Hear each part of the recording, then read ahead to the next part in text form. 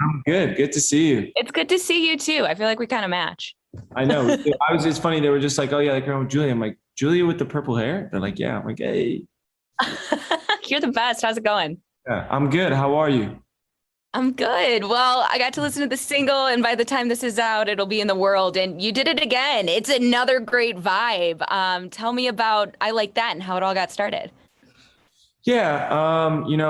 I like that is the start of a series of a bunch of new music where I'm trying new things and I'm challenging myself sonically and making new rhythms. And it was kind of a testimony to coming back with just this new gratitude coming into music again and coming back into this world as it opens up again. And yeah.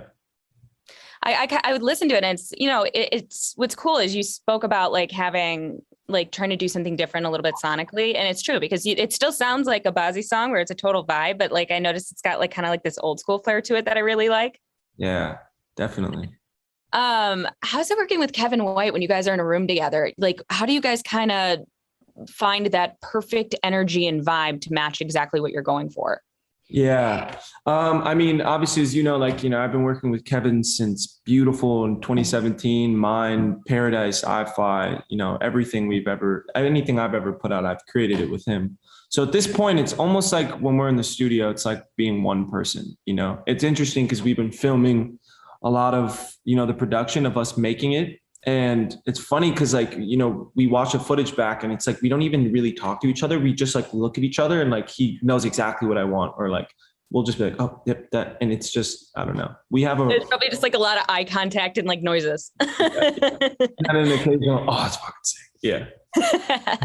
Tell me about the music video. Just really kind of visually shows what I want the song to do. It shows this like frequency touching people and bringing some brightness into their day, which is, why I made the record. I love that. Yeah, the song, and you hear it and you like, I'm like trying to vision like what the TikTok trend with it is going to be, because it for sure will be one. Like, do you know what do you have a hope for what it'll turn into on TikTok? I kind of did, but I kind of don't too, just because like I always think it's really cool to see what people just like naturally do. And it always surprises me. It's never what you think it'd be. No, never. Yeah. So and it's always so good. Yeah. Yeah. Well, in your TikTok for it, you highlighted one of the things you like is smelling good. What is your favorite scent? I have this Celine cologne. It's called Parade. I don't really want to give that away. I should have. It's a solid one. What is your favorite odd smell in general? Like, how some people are like, oh God, I love the smell of gasoline. I love the smell of like sunscreen. Yeah. Sunscreen's good. Gas is good. Like a tennis ball can. I know exactly what you're talking about. That is a great smell. It's like a Home Depot. Like it's got that like crispness of like a Home Depot. Yeah. I want my house to smell like that. Yeah. Well, your last two albums were pretty thematic. Do you have some sort of all-encompassing umbrella for the next body of work? Of course. Always. Of course. Yeah. Of course. Can we get any hints? Even with the color. Yeah. I know you can't give it away. Yeah, nothing I'm ready to give away yet, but I'll say that it is the most simplified while also the most, covering at the same time, if that makes any sense. It's very hard to kind of summarize in words, but it's special. I feel it. Well, we'll ask this. How do you stumble on a theme? Like, do you kind of like vision board it? Does it like all come to you one night? Like, how do you land on what you want to do? I definitely just kind of walk into it.